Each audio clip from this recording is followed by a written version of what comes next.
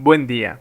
El día de hoy vamos a hablar sobre un personaje icónico para el puerto de Zihuatanejo, Guerrero, Oliverio Maciel, quien nació un 12 de noviembre de 1924.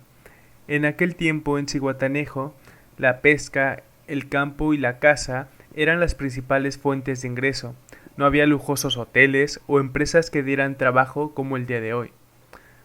Oliverio fue criado por Oliverio Vargas, quien era patrón de barcos y yates, y quien le heredó la afición por el mar.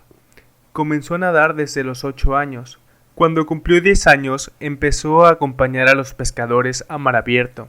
A esa edad ya buceaba a puro pulmón, y aunque decían que se mareaba al internarse en las aguas, también decían que desde niño hacía cosas que poca gente hacía en el puerto. En alguna entrevista mencionó que prefería dedicarse al mar porque era más fácil que ser campesino. El capitán Jorge Bustos Aldana alguna vez dijo que cuando Oliverio caminaba en la tierra lo hacía mal. Sin embargo, en el mar se desempeñaba como pez, que tal vez la naturaleza se equivocó con él porque debió haber nacido pez. A los 15 años tuvo su primer equipo de buceo e hizo de este su profesión. En aquel entonces no existían las escuelas de buceo como hoy en día, y mucha gente de dinero venía del DF, de Cozumel, Veracruz y Quintana Roo para buscarlo y que les enseñara. Se decía que antes los turistas no venían preguntando por las playas, sino por él. Bustos Aldana dijo que Oliverio era un hombre sencillo, pero no precisamente humilde porque sabía lo que valía. Cuentan que tras hacerse famoso como buceador principalmente en la playa Las Gatas, puso un restaurante ahí, y como en aquel tiempo no tenían cómo conservar los mariscos en ese lugar, esperaba que vinieran los clientes y estos le decían qué pescado querían comer e iba al mar a sacarlo para después prepararlo. Oliverio solía salir a dar la vuelta al mar. En uno de sus recorridos encontró algo extraño bajo la playa La Ropa y el día siguiente volvió para descubrir qué era. Era un ancla muy antigua de la época de la colonia y un par de cañones de factura española.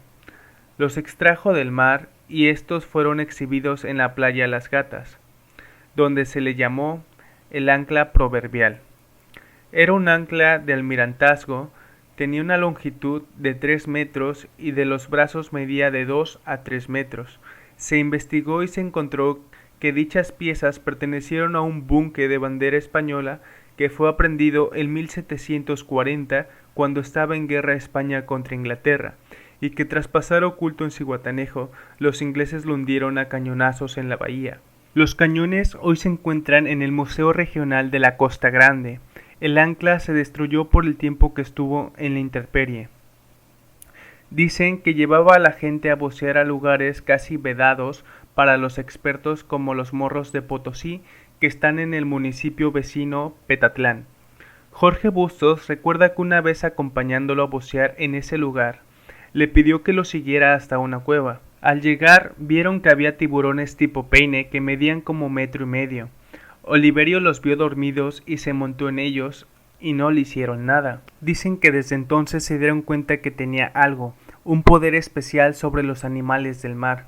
Nunca nadie lo había hecho. Por su grado de popularidad le llegó una oferta de cine, ya que logró entablar una amistad con Ramón Bravo, quien lo contactó como el director de cine René Cardona, que lo invitó a participar en la película La Tintorera, al lado del actor Andrés García, muy famoso en aquella época, quien fue alumno de Oliverio en el buceo. Dicha película se grabó en Islas Mujeres. Oliverio salió domando tiburones sin dobles y sin edición, impresionó a los lugareños y a la producción.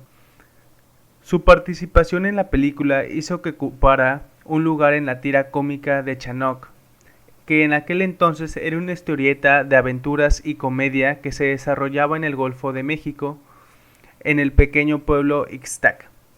En dichas historias se le dibujó como el personaje principal, el cual hacía cosas de buzo, salvaba gente y la aconsejaba. Tiempo después volvió a ser llamado por René Cardona para la película Ciclón, donde compartió créditos con Mario Almada. Después estuvo en El Triángulo de las Bermudas, película que le hizo pasar 6 meses en Cozumel.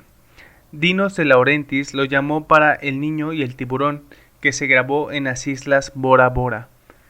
En esta película salió con la túnica de dios Neptuno, y después ese fue su apodo al llegar al puerto de Zihuatanejo. Y siguió participando en diversas películas como Las pirañas aman en Cuaresma, Las historias del rey Neptuno, Día de los asesinos, La vida no vale nada, famosa por la participación de Pedro Infante, Beyond the Reef, que si se googlea aparece en la repartición, entre otras. Bustos Aldama, una vez en la profesión de aviador, cuenta que un avión cayó en el embalse de la presa de Infiernillo allá por Churumuco. Dicho avión viajaba de Uruapan a Churumuco con la paga de los trabajadores de la compañía que estaba haciendo la presa. Le llamó a Oliverio ya que no encontraban el dinero y necesitaban sacarlo.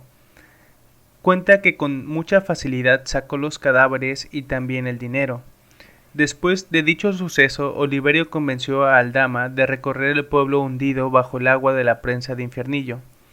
Vieron el antiguo jardín y Oliverio se metió a la iglesia y sacó un pedazo de cirio que estaba en el altar. Acto temerario, ya que la iglesia llevaba mucho tiempo hundida y había posibilidad de que se perdiera al momento de salir, ya que se metió sin lámparas y sin ningún tipo de guía.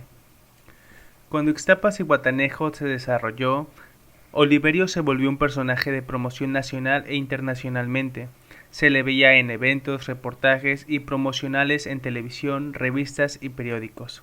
Los últimos días de este icónico personaje los pasó en Playa Quieta, donde tuvo un restaurante. La muerte lo sorprendió el 10 de julio del 2002 a la edad de 78 años, y sus cenizas fueron arrojadas al mar, donde se dice que por fin podrá estar en donde pertenecía.